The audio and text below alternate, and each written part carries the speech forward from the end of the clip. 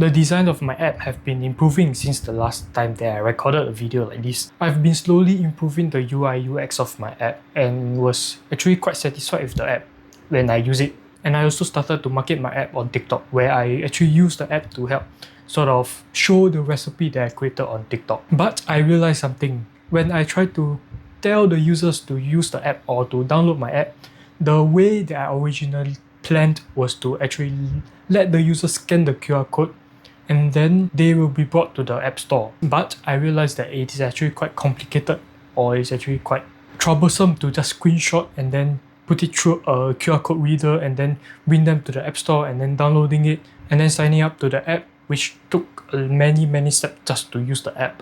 So it created so much friction for the user just to use the app, which I don't think it is necessary for the users just to use the app. So I decided to change the plan, and this is the plan that I'm currently executing.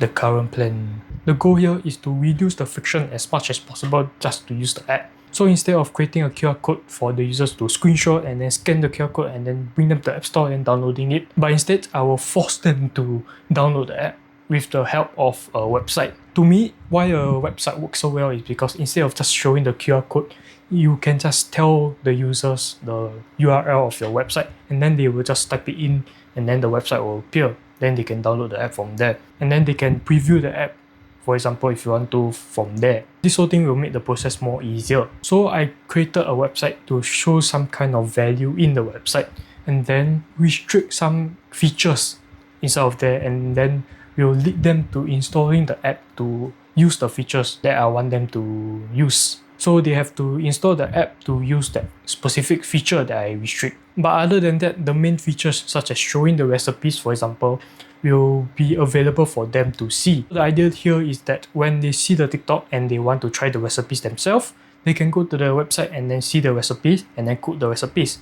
But if they want to save their own recipes, or if they want to plan their own recipes, they have to install the app and then use the app to do so. So the base feature is not actually restricted, but the extra features that they want to use is actually in the app itself. And then in the app, I will also restrict the features further, where I will restrict the premium features such as the AI parsing, the AI importing of URL, etc. behind the paywall, where they have to pay to actually use the features. So that's the whole idea of creating the website, is not just to look cool.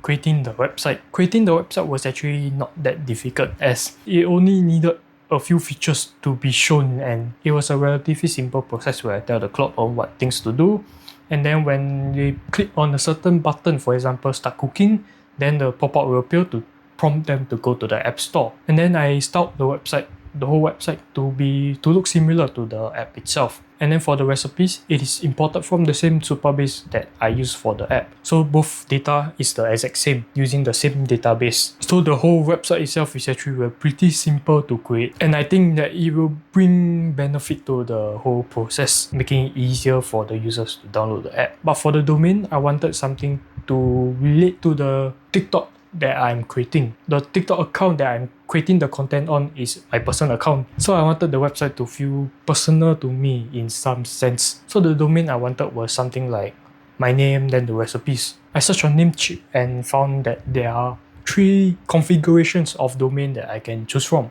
One is Wilson's Recipes, one is Wilson's Recipe, and one is Wilson Recipe. At first, I wanted Wilson Recipe because it is shorter and cleaner in my opinion. But when I run through Claude and ChatGPT, both recommended me to use Wilson's Recipes because it is more grammatically correct in some way. They are my recipes and there are many recipes. So the domain I decided to go for is wilsonsrecipes.com. So this means that I don't actually have to show the QR code at the end of the TikTok video or the TikTok post. But instead, I can just link the URL or the domain, put it inside of the description for them to go to the website for the full recipes, which is kind of nice. And then they can use the website to cook the recipe if they want to, or if they want to add the recipes themselves, they have to download the app. And then furthermore, if they want to use the AI features, they will have a paywall.